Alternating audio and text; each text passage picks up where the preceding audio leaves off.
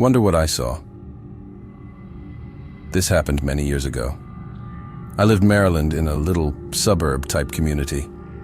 My bedroom faced the road and my parents faced the backyard. We lived in the middle of a cul-de-sac, so you could see a lot from my bedroom window. Late one night, I got up and headed to the bathroom. When I got back in bed, I heard knocking at my bedroom window.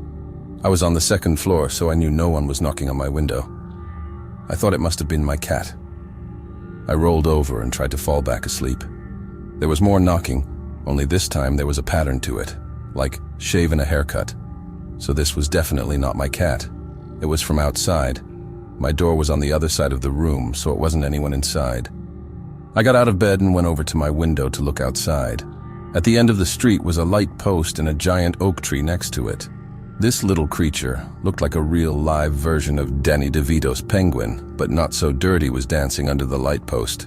It grabbed the pole when it realized I was looking at it, spun around it, and jumped to the side and disappeared as his feet clapped together. It was super weird. I have no idea what it was. I've never seen it again after that. Not too much longer after that sighting, my mom passed away by her own hand. So I don't know if he had something to do with it or if it's just coincidence. And I'm still trying to place blame after 26 years. Chaneques, Duendes in Oaxaca. My parents are from a small pueblo in the Sierra Madre Mountains in Oaxaca, Mexico. Over there, it's very rural and secluded and surrounded by bosques, forests. To get a sense of what I'm talking about, Google San Pedro, Yolox, and you'll see what I mean. Growing up, my parents would always tell me stories of supernatural occurrences they or their family would encounter. Over there, people accept this as fact, not fiction.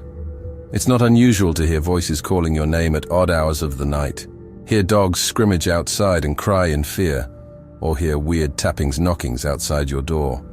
The locals warn of staying out at night for too long, venturing too far out into the wilderness, or visiting rivers alone. As a young boy, my father would accompany his dad to El Rancho, the ranch, which was far away from town. One day, as he was playing outside in the fields, he saw a tiny figure a few meters away from his. This figure had elven-like ears and looked like a small child. It was beckoning my dad to follow him. My dad had heard of these beings before. Parents warned their children of these beings, and so ran to his dad. My grandfather immediately believed him and grabbed his rifle, asking my dad where he saw it. My dad pointed in the direction where he saw it, and my grandfather ran out and loaded his rifle, threatening the being not to come closer or harm my dad. After hearing very similar stories of these beings from relatives and my parents, I wholeheartedly believe they are telling the truth. There's something out there, and I hope that one day we open our hearts and minds to learning more. Cryptid in Indiana. This was about 16, 17 years ago, but my brother, myself, and a couple friends were out driving around on a country road one night around Jefferson County, Indiana. It was about 2 a.m. and we were heading back to our house when this creature ran in front of the car. It was probably about the size of a chimpanzee, white fur, long arms, with the head shape of a canine. This thing is burned into mine and my brother's memories, and the memory of two of the other people who were in the car that night. I'm curious as to if anyone else has seen or heard of anything like it. I've pored over numerous posts and articles about cryptids and can't seem to find anything that really matches it. Also, weird point, but the way I always described it was if the mongoose bike mascot from the 90s was a real creature. A lot of people have suggested Dogman. I don't think it was. This thing was short. Like I said, body similar to a chimpanzee, very muscular and could most likely walk bipedal. But while it ran was using its arms as another set of legs.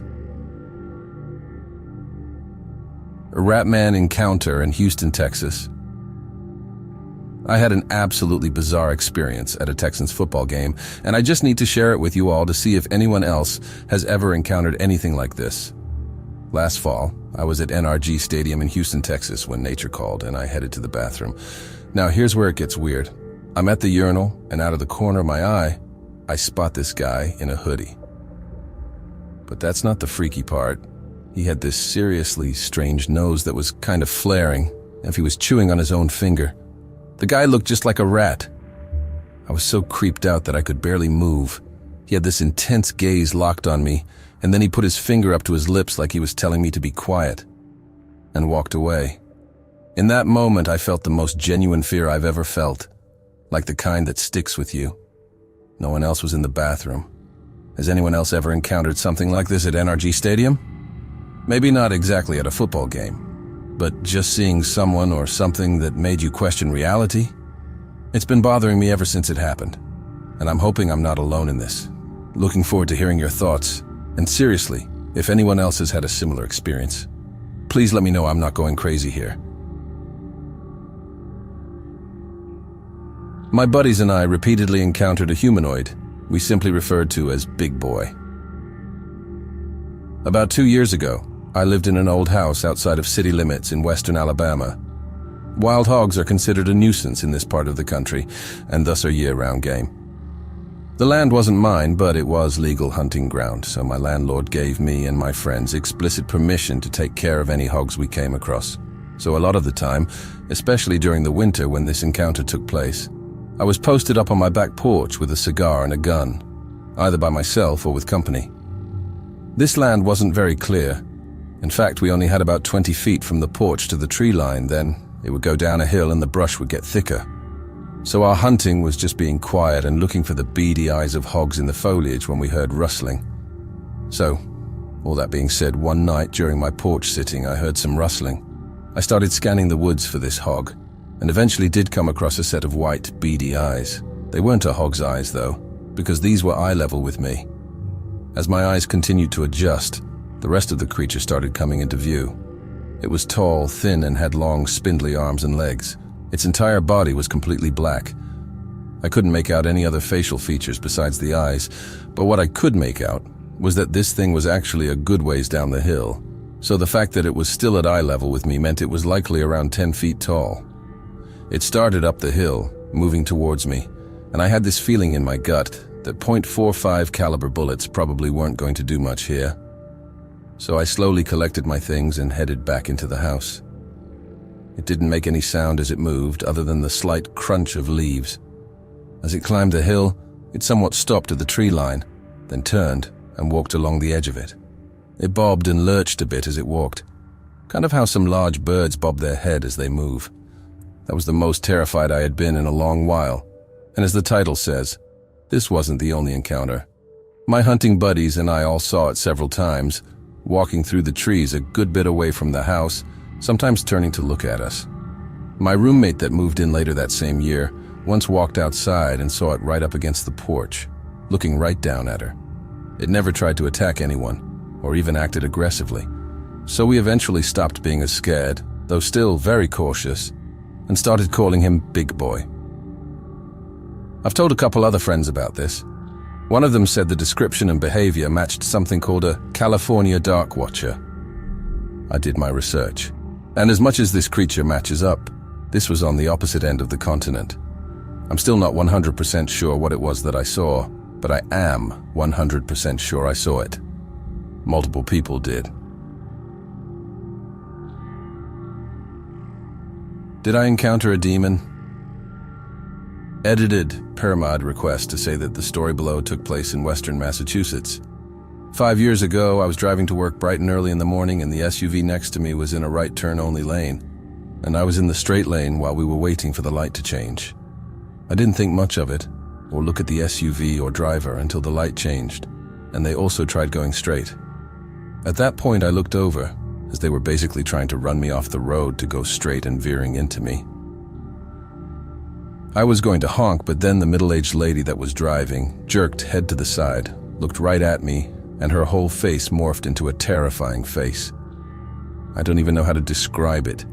It elongated and looked awful and terrifying, like that scream painting by Edward Munch, but way more terrifying. It's like she decided to show me what she really is, and it changed in a flash. I slammed on my brakes. She, or it, cut in front of me, and I ended up taking the very next right turn just to get away from her, and parked on the side of the road to catch my breath. I don't do drugs. I sometimes have a couple of beers after work, but nothing crazy. I've never seen anything like this before or after, and I've been too scared to mention it to anyone but my husband for the fear of being called a crazy person. I saw her face change right before my eyes, and am to this day absolutely certain of what I saw. The feeling that came over me was just absolute terror, and the look she gave me was certainly menacing. Has anyone else encountered people that didn't seem to actually be people? I was wondering if anyone else has also had any experiences with people that didn't quite seem to be people, like there was something off about them. I had an experience some time ago that I've never could shake off. So this happened in Charleston, SC around Christmas of 2017. I used to work at a popular coffee shop that was inside of a popular big box retail store.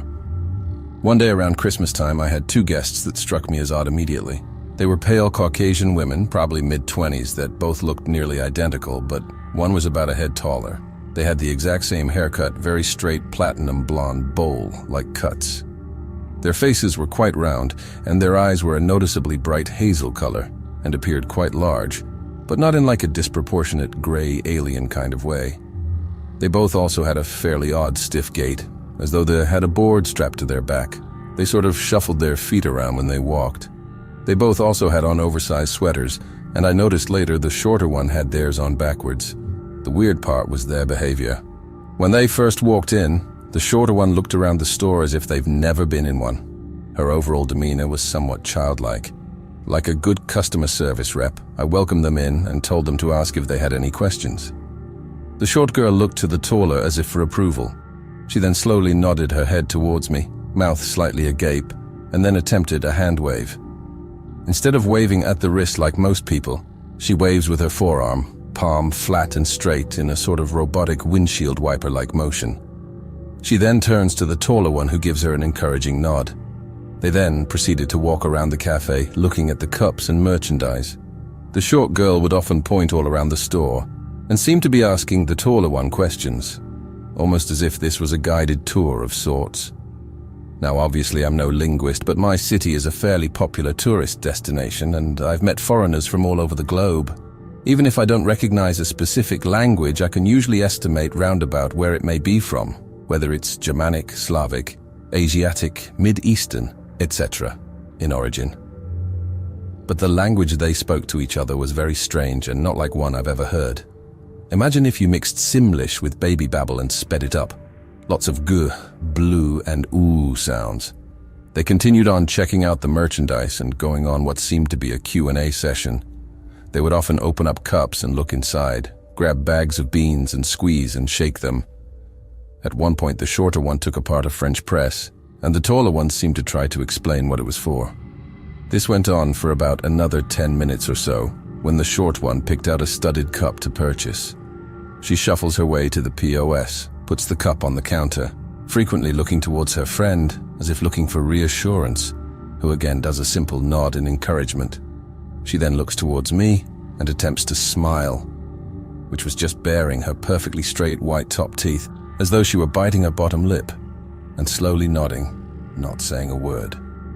It was here I noticed her sweater was on backwards, the tag sticking out in front of her neck. Now that I had a good look, I will say she was quite oddly attractive. But there was something about her appearance that gave me uncanny valley vibes, but I couldn't tell you what exactly was off. I will say I don't recall them ever blinking. I scanned the cup and went on the typical checkout spiel, to which there was no reply. When it was time to pay, she pulled out a silver credit card that had no markings whatsoever. No logos, no numbers, no name. Just blank plastic with a chip.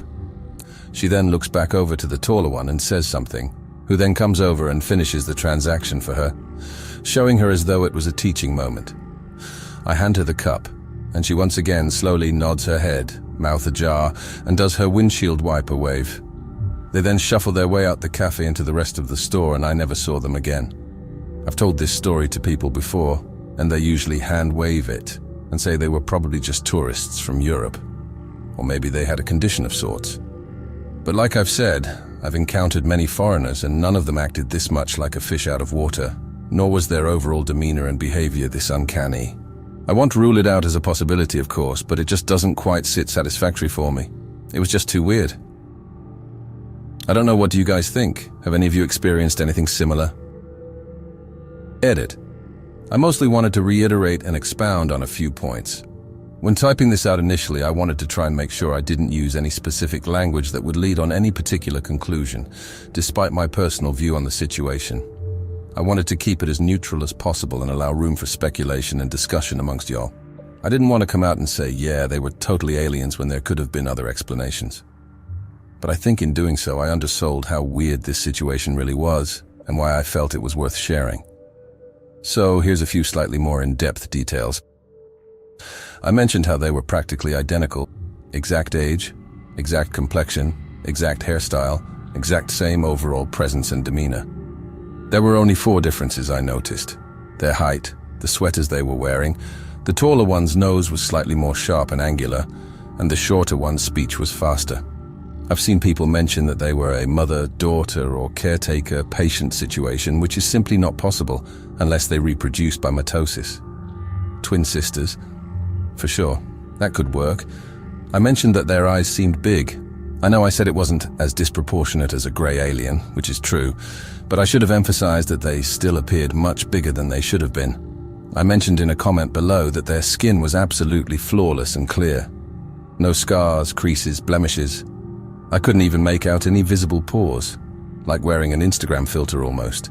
Their complexion had an almost ethereal quality to it. I mentioned how they would point around the store and seemed to be doing a Q&A. I should have emphasized they pointed at nearly everything, from the signs on the board, the equipment behind the counter, the shopping carts, even the automatic sliding door at the front of the store.